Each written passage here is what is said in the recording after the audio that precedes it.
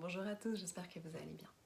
Moi, quand je lis une histoire, j'aime beaucoup ces livres où on a des petites bribes qui nous sont données et plus on avance dans l'histoire, plus on comprend ce qu'il y avait en fait déjà eu comme clé au départ et que ça vient éclairer la suite, etc. Bon, je pense un peu comme tout le monde et c'est souvent la construction narrative de beaucoup de livres, mais...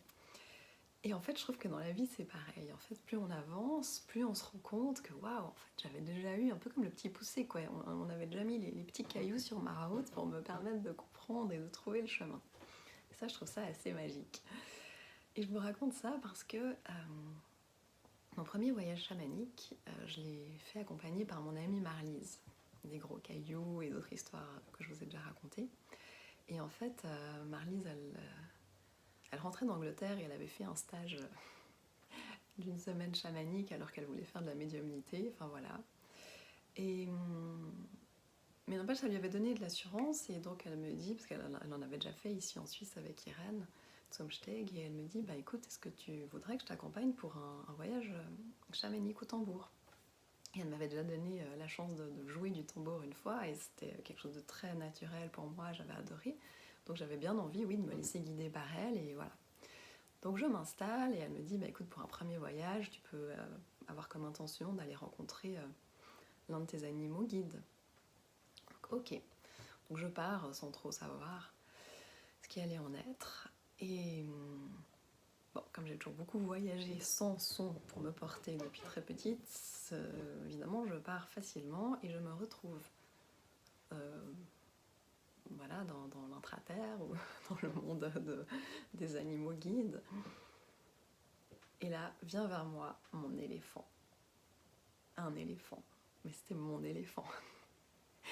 Et il y a l'éléphant qui arrive vers moi. Bon, évidemment, c'est un peu dans le monde des rêves, donc il avait une émeraude au niveau du troisième œil. Et il se met contre moi, et là, j'ai pleuré. Mais j'ai pleuré.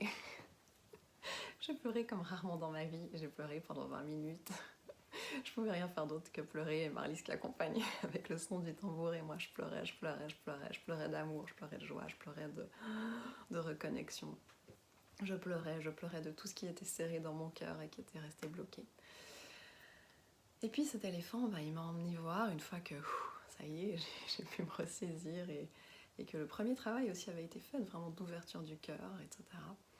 De reconnexion aussi au portail du cœur. Eh bien, il m'a emmené rencontrer ensuite les dauphins. Et les dauphins m'ont emmené dans tout un monde. Les dauphins, ils ont toujours été très présents pour moi, comme les éléphants. Hein. J'ai toujours adoré ces deux animaux. Mais voilà, là, il y a eu ce voyage vécu comme tel. Et puis, à ce moment-là, on est en 2007. Et 8 ans plus tard, en novembre 2015, je pars voir les éléphants, comme vous le savez, si vous avez déjà écouté certaines de mes vidéos. Et quand on s'est retrouvés aux éléphants, à un moment donné, pendant le stage, Christine nous a invités à attendre les éléphants dans la forêt et à les retrouver. Ou qu'elles nous retrouvent, les deux. Et en fait, on était en ligne, les 6 femmes, et il y a ces 6 éléphantes qui étaient en chemin vers nous dans la forêt avec les 6 maouts.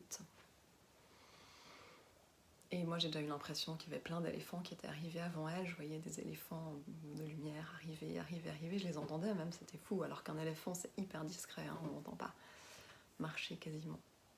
Et puis tout à coup, physiquement vraiment, là on a vu que c'était elles étaient en train d'arriver. J'ai encore tout le corps qui tremble. 5 ans plus tard. Et plus elles se sont rapprochées, plus leur énergie est arrivée et plus mon cœur a explosé. Et de nouveau, j'ai commencé à pleurer.